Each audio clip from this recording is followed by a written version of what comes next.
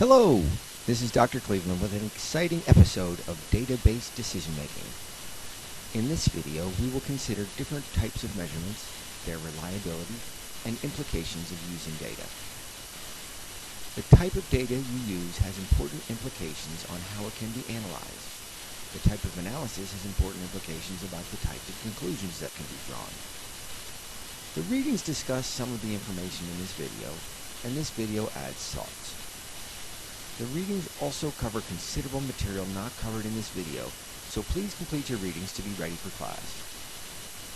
Data measures come in three main levels, in descending level of precision. The three levels are interval, ordinal, and nominal. The first level of measurement, interval measures, have an accepted common standard, which allow each measurement to be comparable. The distance between attributes has meaning and can be interpreted. For instance, one measurement may be larger or smaller than another measurement. Examples include weight, height, distance, time, and money. These examples are continuous variables, meaning the measurements can be broken into increasingly small increments and remain comparable due to a common standard. In most cases, interval measures are objective, meaning that the common standard should be relatively free of bias from measurement. Some ways of measurement are more precise than others. Examples of interval measures that are non-continuous are generally measures where subdivisions past the integer level have little meaning. These often include numbers of discrete objects. For instance, number of people, vehicles, or homes are non-continuous, since these numbers cannot be subdivided into meaningful information, at least for base data. We will talk later in the course about averages, in which some meaningful comparisons can be used between populations that are made up of interval measures that must be in discrete integers. One example of an interval measure that is subjective is sports scoring, using judges that give an overall score for a performance. While the scores may be continuous and comparable, they are based on human interpretation that is inherently subjective. This is one reason that some sports scoring has evolved to measures that reduce the amount of subjectivity by using more defined rubrics by judges and using multiple judges. Ratios are generally a type of interval measure and divide one interval measure by another. Examples of types of ratios are rates and proportions. For instance, miles per hour is a ratio for a rate of speed. As we have all likely experienced, rate of speed can change extremely quickly, especially when the risk of enforcement is high for a stated speed limit. Proportional ratios allow comparisons between fundamentally different sizes and characteristics of populations being measured. For instance, variations between geographic areas may be converted to a per capita basis to allow for differences in numbers of people in a geographic area and a variable affecting population, like the number of police officers. This sort of ratio provides an indication of the level of law enforcement. The second level of measurement, ordinal measures, are comparable to one another to allow rank ordering. However, the distance between each rank carries little meaning. Ordinal measures can be based on objective or subjective data.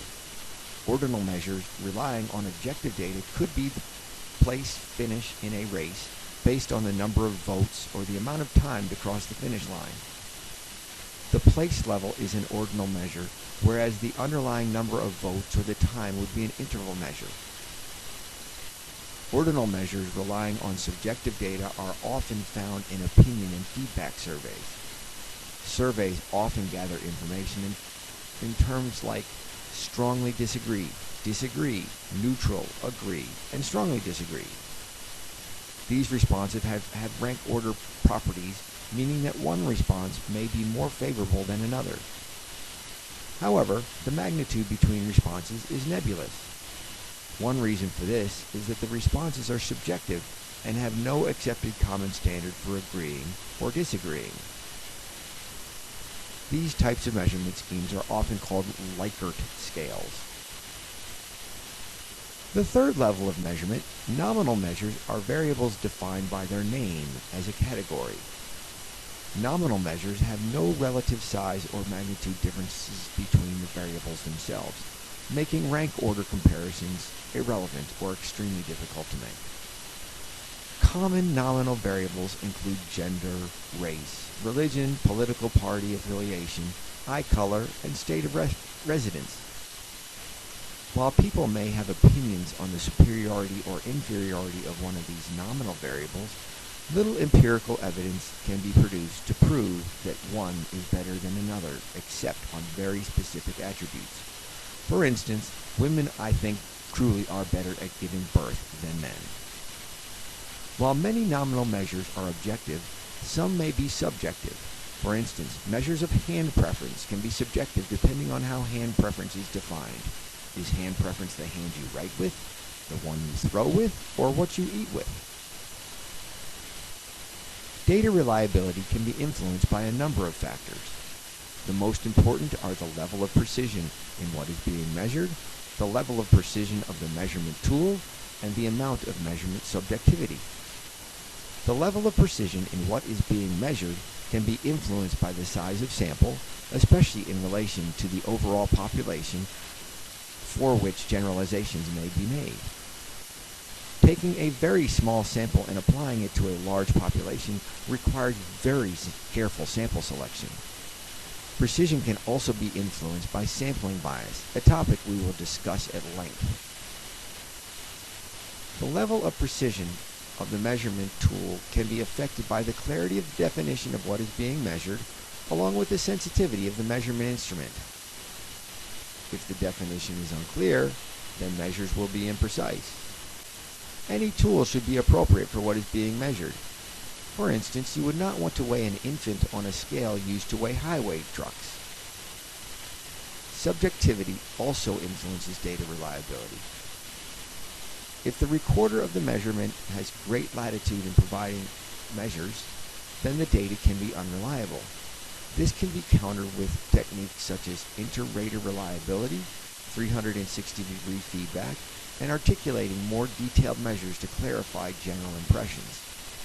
For instance, when asking if it's a nice day, more detailed questions about weather conditions, personal outlook, and personal experiences that day would provide important clarifying details. Data measurement has significant implications on what can be done with the data. Analytical techniques are restricted based on the type of measures. For instance, a regression analysis can only be performed on interval data as the dependent variable and key independent variables. However, some nominal variables may be used as control variables for regression analysis. The analytical techniques used influence the precision of analysis, the level of uncertainty in the results, and conclusions that can be drawn from the analysis. We will discuss these concepts repeatedly in this course. Data can be recorded going from a higher level, recoded going from a higher level to a lower level, but not from a lower level to a higher level. For instance, interval measures can be recoded as an ordinal or a nominal variable. However, nominal variables or ordinal variables cannot be recoded as interval data. During our course, we will be considering the type of data we need for different analytical techniques. We will compare that to the types of data that we have available and the types of decisions that need to be made. Please take the following brief quiz to see how well you understand the concepts presented in this video. Thank you.